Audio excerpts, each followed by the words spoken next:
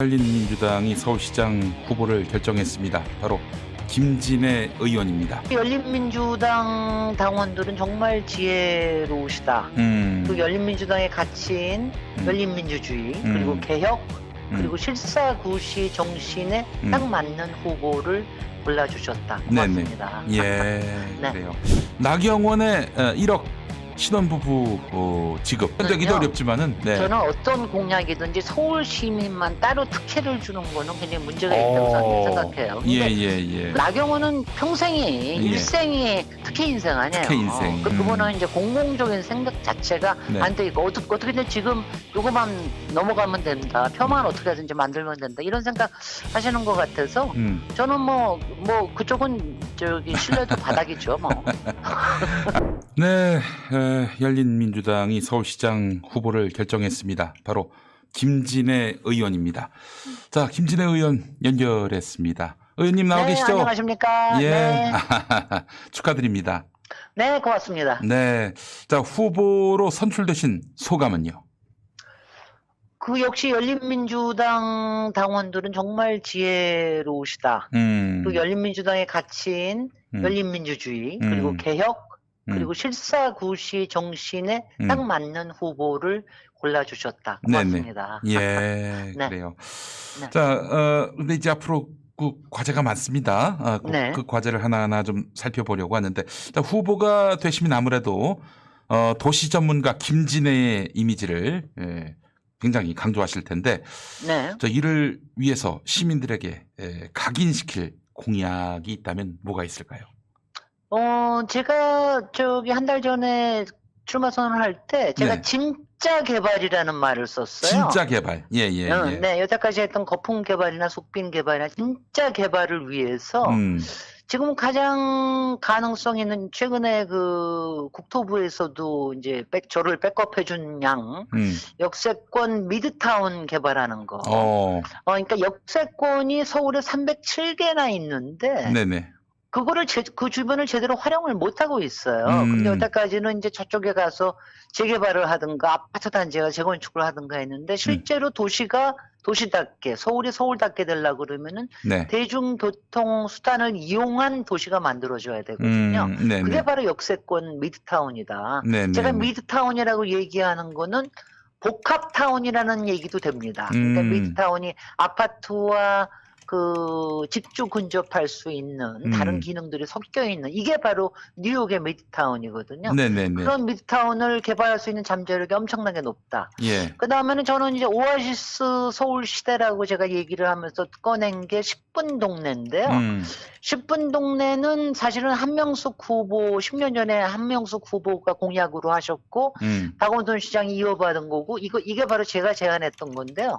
이 10분 동네를 더 완성을 시키겠다라고 하는 10분 동네라는 게 진짜 생활권을 중심으로 한 도시거든요. 10분 이내에서 모든 가장 생활이 필요한 가능한. 것들. 그러니까 뭐 그 시장도 있고 슈퍼마켓도 있고 그다음에 유아원도 있고 뭐 공원도 있고 이게 10분 동네가 약국도 있고 병원도 있고 뭐. 그럼요. 그러니까 이게 이제 여기를 좀 더 완성시키는 거로 가는 게 좋지. 이걸 서울을 큰 권역으로 만드는 건 서울 시민들한테는 도움이 안 됩니다.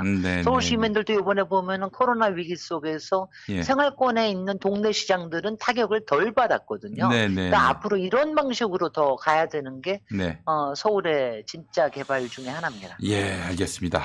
자, 이제 열린민주당 경선을 통과해서 어엿한 공당의 후보가 되셨는데 사실 김진애라는 인물의 가치를 보자면은 서울시장 감이다. 뭐 이런 충분한 평가가 가능하겠지만 과연 열린민주당 간판으로 가능할 것인가 하는 그런 의문을 뛰어넘을 과제도 부여받게 되셨어요.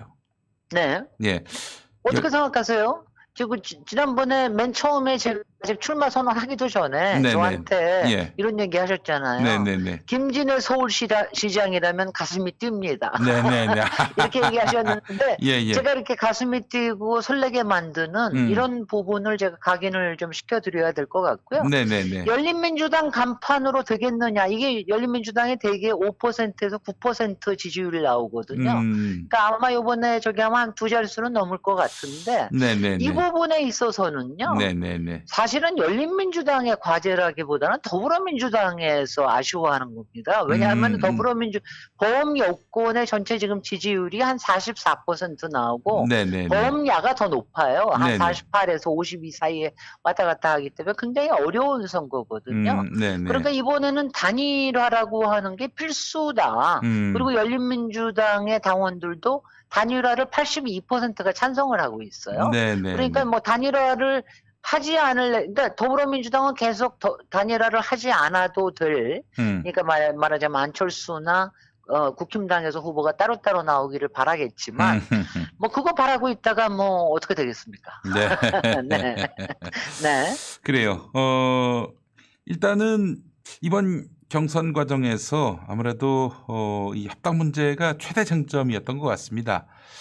이 부분에 대해서는 어떤 그런데요. 해법을 갖고 계십니까? 예. 그런데 합당은 한 번도 쟁점이 된 적이 없어요. 아, 그래요? 제가 말씀드리는. 완전히 상대 후보 정봉주 의원이. 예. 후보 개인적으로 저희가 총선하기 전부터 계속해서 주장해 오셨던 거고, 사실 열린민주당은 지난 9달, 10달 동안에 굉장히 많이 성장을 해왔는데, 네네네. 그동안 정봉주 후보님이 조금 이제 당에서 조금 멀리 계시다 보니까 당의 분위기를 잘 모르셨던 것 같아요. 그래서 약간 터치를 잊어버리신 게 아닌가 싶은데요.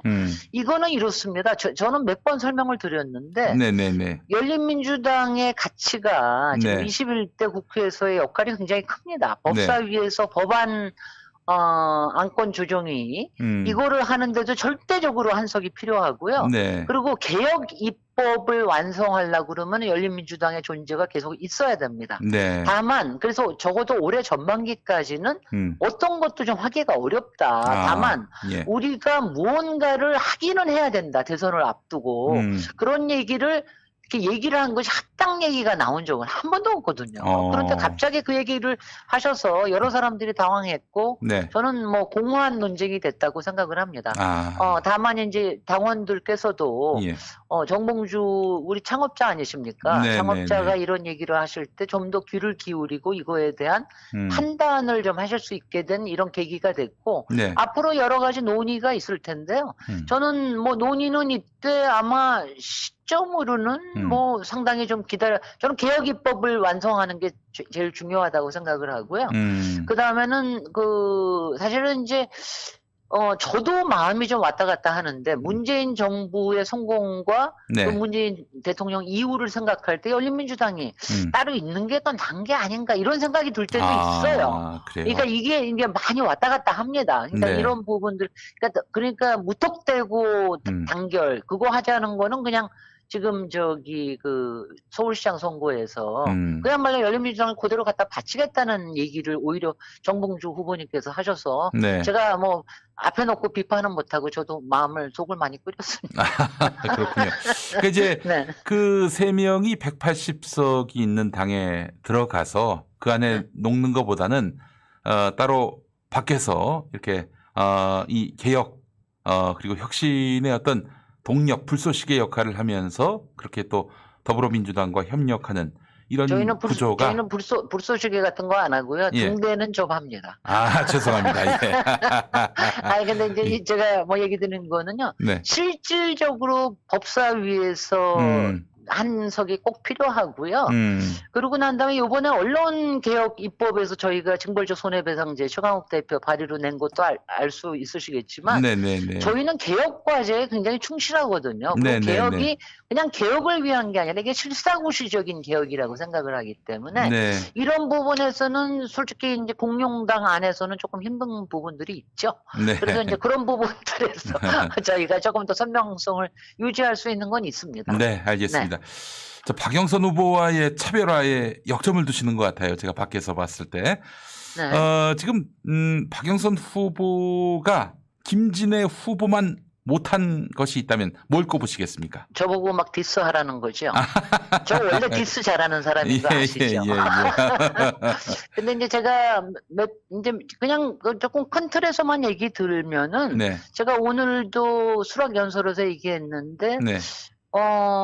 좀 거품이 상당히 있다. 네. 그 거품 인지도를 제가 이걸 터트리고 제가 박영선을 이기겠다. 제가 이런 얘기를 했는데요. 네네네. 지금 박영선 후보는 조금 언론이 만든 거품이 좀 있어요. 그리고 이제 일단은 공약이 예.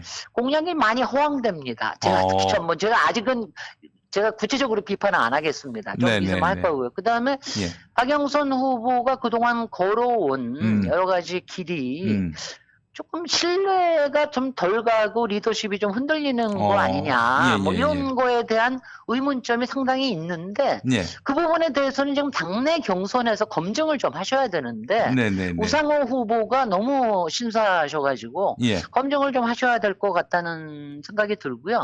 저는 지금 박영선 후보의 좀 공허한 공약이나 이렇게 좀 떠받들려지는 후보라고 하는 거. 그러니까 장관으로서 떠받들려진다는 게 아직도 보여요.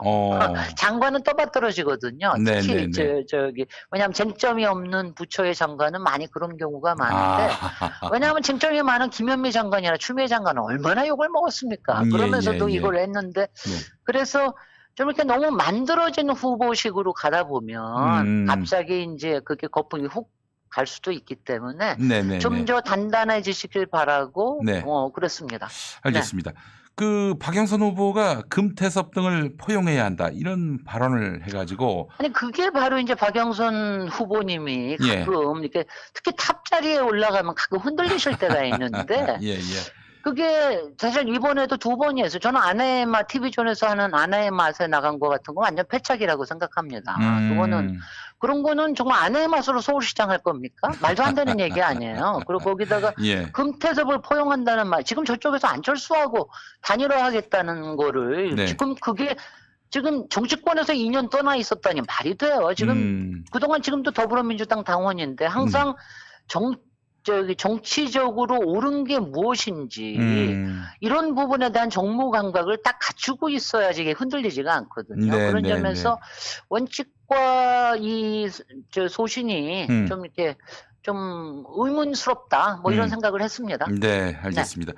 나경원의 1억 신혼부부 지급 이 공약에 대해서는 아까 그 박진영 평론가는 이건 서울 집중화를 더욱 그 가속화할 실현이 될 경우에 실현되기도 어렵지만은 저는 어떤 공약이든지 서울 시민만 따로 특혜를 주는 거는 굉장히 문제가 있다고 생각해요. 근데 그렇게 하는 이유가 있지 않습니까? 나경원은 평생이 일생이 특혜 인생 아니에요. 특혜 인생이에요. 그러니까 그냥 봐는 자기가 특혜를 받았게 자기 마음껏 할 수 있다라고 하는 걸 서울시에다가 막 하겠다는 거 아니에요. 그렇게 해서 서울시를 망치려고 그러는 거죠. 저는 그러니까 기본적인 마인드가 안 돼 있는 분입니다. 그분은 이제 공공적인 생각 자체가 안 돼 있고 어떻게든 지금 요거만 넘어가면 된다. 표만 어떻게 하든지 만들면 된다. 이런 생각 하시는 것 같아서 저는 뭐 그쪽은 신뢰도 바닥이죠. 뭐. 알겠습니다. 언제 한번 김진애 의원님 후보님 모시고 그 여러 후보들의 뭐 공약이나 지향점에 대해서 하나하나 김진애 씨의 그 비평을 또 듣고 또 대안을 듣는 시간을 가져봐야 될 것 같아요. 근데 제가 그렇게 디스만 할 건 아니고 그러니까 대안도 들으려고 하는 건데요. 자, 앞으로 어떻게 선거운동 전개하실 계획이신지요? 뭐 일단 통상적으로 하는 세부 공약 발표나 토론회는 뭐 당연히 열심히 임할 거고요. 워낙 언론과 미디어에서 열린민주당을 홀대를 하기 때문에 뭐 굉장히 어렵습니다. 그래서 이제 앞으로 이제 여러 그룹에서 저에 대한 신뢰가 높기 때문에 지지 선언들이 나올 거고요. 지금 당원과 지지자들이 정말 우리 지지자들은 일당 천, 일당 만 하시는 분들이거든요. 그러니까 이분들이 나서셔서 김진애를 본인들이 스스로 얘기를 하시면 김진애 영업을 하겠다. 입소문 SNS 특히 이제 지금은 언택트 선거 문화이기 때문에 이 부분에 기대하는 바가 상당히 큽니다. 여태까지는 이제 경선 때문에 못했잖아요. 그러니까 이제 오늘부터는 이제 공식적으로 할 수가 있고 저희도 준비를 많이 해놨기 때문에 그 위력이 SNS의 위력이 발휘되기를 바라고 있습니다. 네, 알겠습니다. 자, 열린민주당 서울시장 후보가 되신 김진애 의원과 함께했습니다. 다음에 또 모시도록 하겠습니다. 네, 감사합니다.